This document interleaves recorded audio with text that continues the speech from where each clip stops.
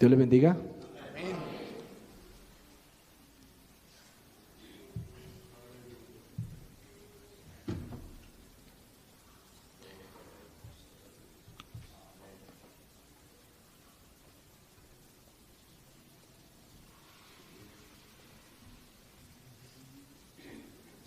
Hermanos, los invito, vamos a ubicarnos en Hechos capítulo 13, versículo 47, amén.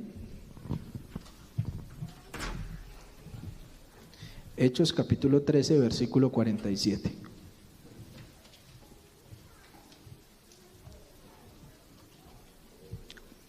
Listo, vamos a leerlo a una sola voz, que dice: porque así nos ha mandado el Señor, diciendo: te he puesto para luz de los gentiles, a fin de que seas para salvación hasta lo último de la tierra. Amén. Pueden estar cómodos, hermanos, pueden sentarse. Saludo a los amigos que nos acompañan en esta noche. Sean bienvenidos a escuchar hoy de la palabra de Dios. Amén. Igualmente el saludo para el comité de jóvenes que ha tenido a bien hacerme esta invitación. Y también saludando a los hermanos, amigos, a todos aquellos que nos están viendo a través de la internet. Vamos a meditar un rato en los capítulos 13 y 14 de Hechos de los Apóstoles. Amén. Bueno, estos capítulos hacen referencia al primer viaje misionero que hizo Pablo. Entonces, antes de comenzar, quiero aprovechar este momento para extender la invitación a todos los adolescentes. Ayer tuvimos nuestra primera sesión de adoctrinados, estuvimos participando, estuvimos viendo los primeros 12 capítulos de Hechos, tuvimos unos ganadores, también estuvimos aprendiendo de la palabra, y pues la invitación es a que no se la pierdan. Si bien no lo hacen de pronto para ir a representar la iglesia, sí es bueno estos espacios, nos permiten aprender, nos permiten conocer nuevas cosas. Eso pasó ayer, estuvo muy chévere, y pues la verdad es que espero que no se lo pierdan. El 22 de junio tenemos la eliminatoria aquí local, pero pues la idea es que ustedes se conecten a las reuniones de adoctrinados. Amén. Bueno, entonces vamos a ubicarnos en Antioquía, Hechos capítulo 13, en Antioquía, y vamos a hablar un poquito antes de esta ciudad. Bueno, ya, ahora sí. Antioquía, como la podemos ver ahí en el mapa, ¿sí la pueden ver todos, más o menos? Bueno, Antioquía resulta que era donde estaba Pablo, estaba Bernabé y estaban otros hermanos, pero antes de eso vamos a hablar qué era Antioquía. Antioquía era una ciudad que era la tercera más importante del Imperio Romano. Recordemos que cuando son estos viajes misioneros, está gobernando el Imperio Romano. Y la primera ciudad importante era Roma, la segunda era Alejandría y la tercera era Antioquía. Allí estaba Pablo, estaba Bernabé, estaba Simón, estaba Lucio, Manaén, y estaban ministrando al Señor y ayunando. Entonces ellos permanecían allí, estaban ayunando, querían empezar estas misiones y estaban en ese sentir. Entonces el Espíritu Santo, no registra la Biblia cómo, no dice que una voz bajó, nada, pero dice que les habló. Y les habló y dijo: apartadme a Bernabé y a Saulo para la obra a que los he llamado. Oraron, ayunaron, les impusieron las manos y los despidieron. Entonces aquí fueron los primeros que mandaron de Antioquía, encomendados: bueno, váyanse a predicar. Ellos se fueron a Seleucia, no está en el mapa, pero Seleucia era un puerto que había de Antioquía. Entonces de allí navegaron a Chipre. Entonces, yendo hacia Chipre, como ustedes lo pueden ver ahí, antes de llegar a Chipre pasaron por Salamina. Y allí estaban anunciando por la palabra de Dios en las sinagogas de los judíos. Una vez ellos atravesaron toda la isla de Pafos, ¿sí estamos viendo? Eso, listo. Toda la isla de Pafos, encontraron un mago llamado Barjesús, o como se traducía, Elimás, que estaba con el procónsul Sergio Paulo, el cual, esto me llamó la atención porque acuérdense que aquí los siervos del Señor eran Bernabé y Pablo los que iban predicando, pero dice de Sergio Paulo que era un varón prudente. Yo decía, wow, esta era una persona a otro nivel para que en la Biblia quede registrado esa anotación de este tipo, que era un varón prudente. Sin embargo, y esto me hacía cuestionar porque la Biblia dice que él se juntaba mucho con Elimás, el mago. Y uno dicen por ahí que el que anda con lobos aullar aprende. Yo decía, ¿cómo sería la relación de estos dos? Porque Elimás era torcido, en cambio el otro, la Biblia registra que era prudente. El caso es que Sergio Pablo escuchó lo que estaban predicando Bernabé y Pablo y dijo que quería escuchar, pero el mago empezó como a entorpecer, no sé cómo, porque Sergio Pablo quería escucharlos, pero dice la Biblia que Elimás lo resistía, de alguna manera buscó la forma de obstaculizar que ellos llegaran, hasta que, bueno, de alguna forma se confrontó Pablo y Bernabé con Elimás, y esto también llama la atención, que antes hoy en día alguna vez alguien dijo que oraba porque cuando hacían un culto, los vecinos le ponían música a alto volumen, y oraba para que le quemara los equipos. Entonces alguien decía, no hermano, no ore así, no ore por hacer daño. Bueno, a Pablo no le han predicado eso, porque cuando Pablo estaba lleno del Espíritu Santo, fijando en él los ojos, le dijo, oh lleno de todo engaño y de toda maldad, hijo del diablo, enemigo de toda justicia, ¿no cesarás de trastornar los caminos rectos del Señor? Ahora pues, he aquí la mano del Señor está contra ti y serás ciego, y no verás el sol por algún tiempo. Y pues, ¿qué pasó? Que Elimás quedó ciego.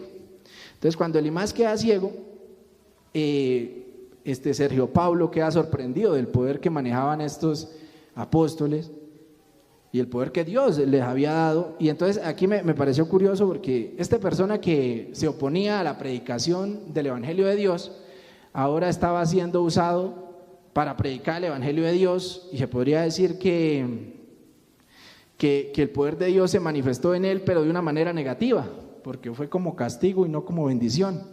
Y entonces ahora él era un testimonio de que Dios sí tenía poder, solo que pues negativamente. El caso es que Sergio Pablo creyó, ya Elimás ahí ya no tuvo nada que ver, entonces ya se fue, y Sergio Pablo sí conoció al Señor.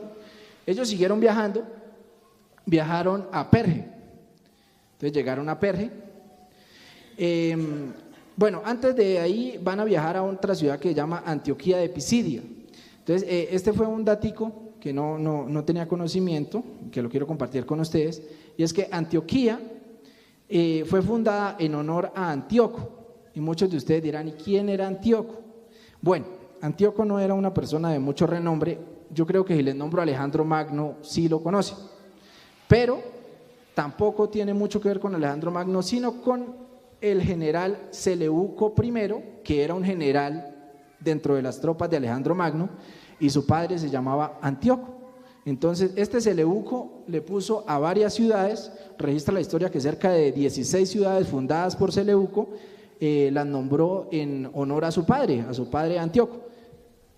Entre ellas pues Antioquía, de donde ellos salieron, pero también aquí hay otra Antioquía de Pisidia, gracias, la cual considero que también pues en algún punto este mismo Seleuco I pues llegó y la fundó. Entonces ellos llegaron un día de reposo. Vamos a ubicarnos otra vez.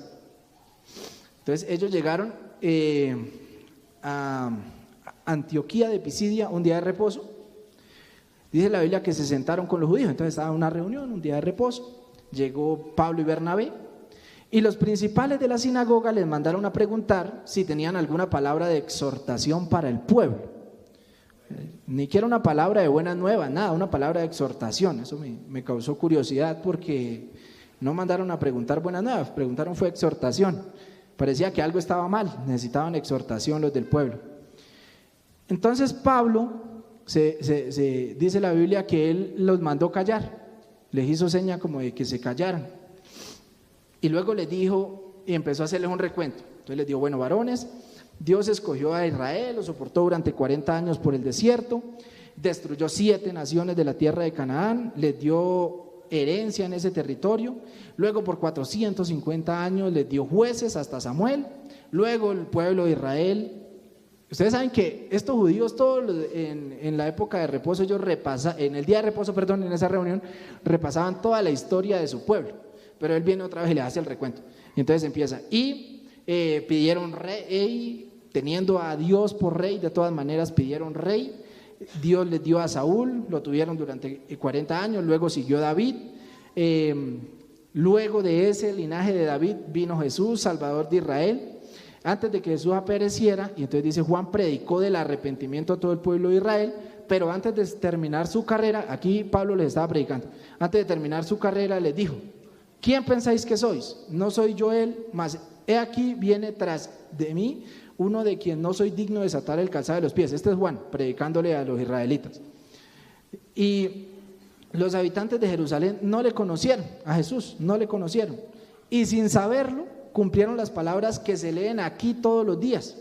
¿Qué era lo que leían ellos todos los días? La ley y los profetas. Entonces eso era lo que ellos estudiaban.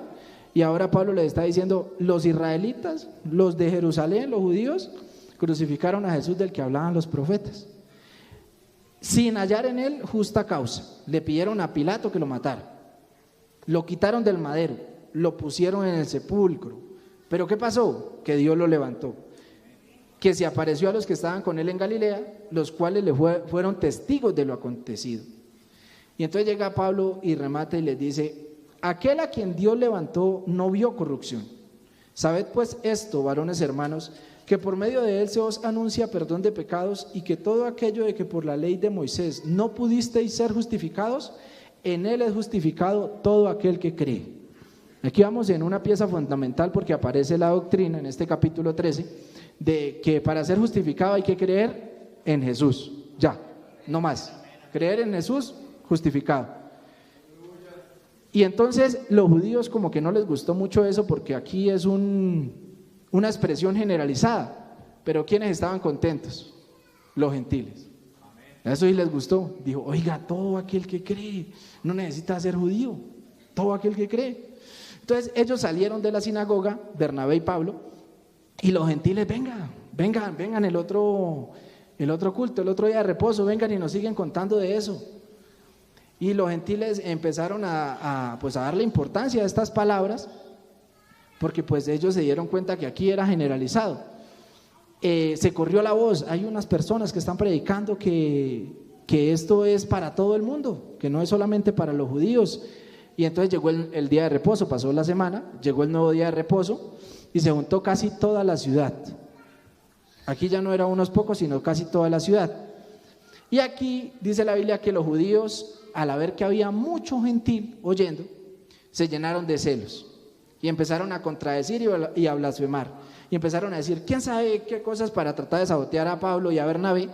Y entonces aquí uno se pone a pensar en que la palabra de Dios, el Señor nos dejó esa parábola del hijo pródigo, ¿no? Que podría aplicarse también aquí. Y es que no siempre el que tiene la oportunidad se alegra por los que no la tienen. Aquí hasta ahora le estaban predicando algo que los otros ya conocían. Ellos ya sabían lo que era la palabra de Dios y tenían acceso para buscar salvación, pero no, sintieron fue celos que al otro grupo se incluyera también. Entonces, los dos apóstoles les dijeron a los judíos, porque ya digamos que la confrontación se estaba volviendo fuerte, y le dijeron, a vosotros la verdad era necesario que se os hablase primero la palabra de Dios, mas puesto que la desecháis y no os juzgáis dignos de la vida eterna, he aquí nos volvemos a los gentiles. Bueno, aquí los gentiles ya estaban contentos. Imagine que usted escuchando toda la vida ahí que lo menosprecien, que ustedes no son los escogidos, y llegan otros a decir que sí, que ahora sí, que estos despreciaron al Señor Rey Salvador y que ahora ese viene a hablar con ustedes. Claro, los gentiles estaban contentos. Bueno, sin embargo, pues hubo los judíos que no creyeron y ¿qué? Perdón. Entonces los judíos, pues como no estaban tan contentos con esto, hicieron algo que se repite mucho con los apóstoles al inicio de la historia de nuestra iglesia, y es que los expulsaron. Entonces buscaron la forma de echarlos de allí. Entonces ellos se fueron gozosos y llenos del Espíritu Santo, y de ahí se fueron a Iconio. Que ya vamos terminando, vamos en Iconio. Entonces llegaron a Iconio, predicaron la palabra, una parte de judíos creyó y muchos griegos, y Dios respaldó su palabra con prodigios y señales. Pero hubo judíos que no creyeron, y ellos junto a los gobernantes se lanzaron a apedrearles y a hacerles daño. Los apóstoles, viendo esto, se fueron a Listra y a Derbe. Entonces siguieron ellos su camino. La palabra de Dios en estos tiempos con lo que fue Pablo y Bernabé, unos creían y otros les daban piedra, y ahí iban ellos predicando. Entonces por ahora este es el resumen del viaje de Pablo y de Bernabé. Bueno, llegaron a Listra primero y encontraron a un cojo de nacimiento. Dice la Biblia que Pablo vio que el cojo tenía fe para ser sanado. Yo no supe ver cómo sería que alguien ve, oiga, este tiene fe, porque uno a la verdad lo pueden engañar, pero Pablo dice que vio que él tenía fe y le dijo, levántate derecho sobre tus pies. Y el cojo no se levantó solamente, sino que dice la Biblia que él saltó y anduvo. Le dieron una orden pequeña y él hizo más difícil.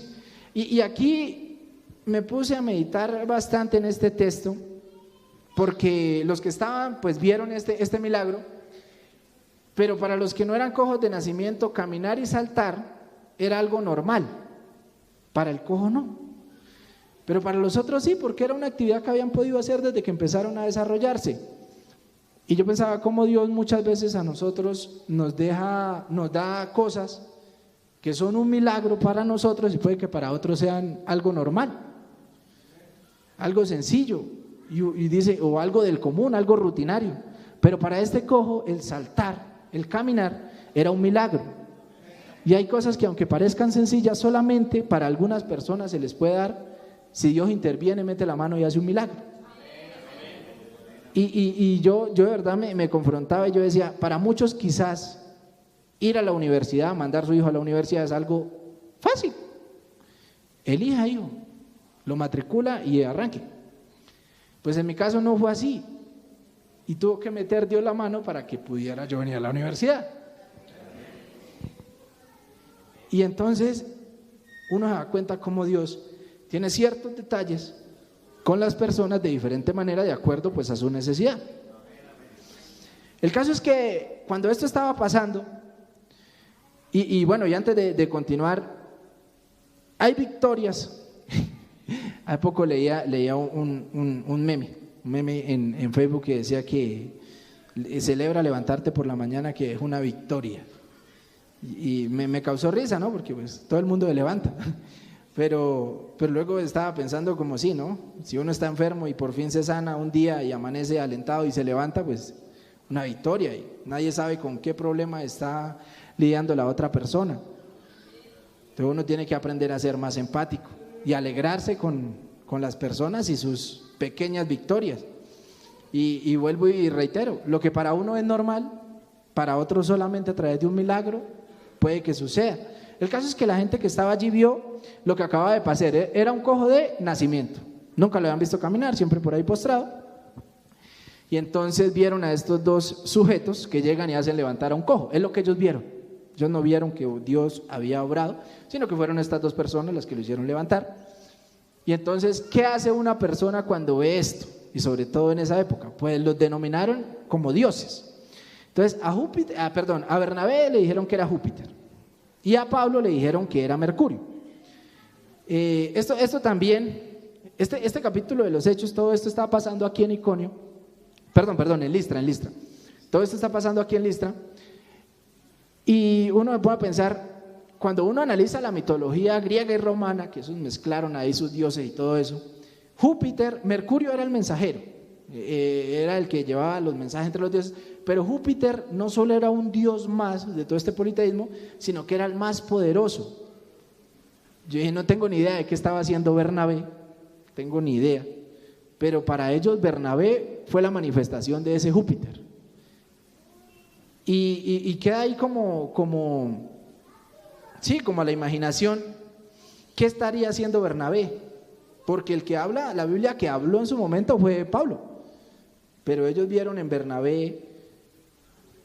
Y uno, ¿verdad? Que Dios, a veces la gente ve en uno cosas que uno no ve, pero pues no es uno, es Dios en uno.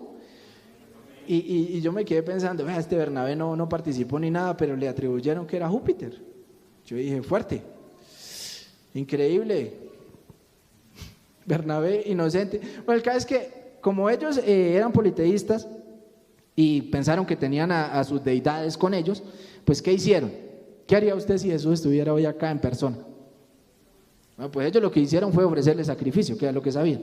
Entonces fueron, agarraron todos, agarraron palomas y empezaron a ofrecerles. Y entonces ellos, pues no, venga, nosotros no, nosotros somos humanos como ustedes, no nos ofrezcan toros, no nos ofrezcan palomas, nosotros somos humanos como ustedes. Y empezaron a persuadirles que no.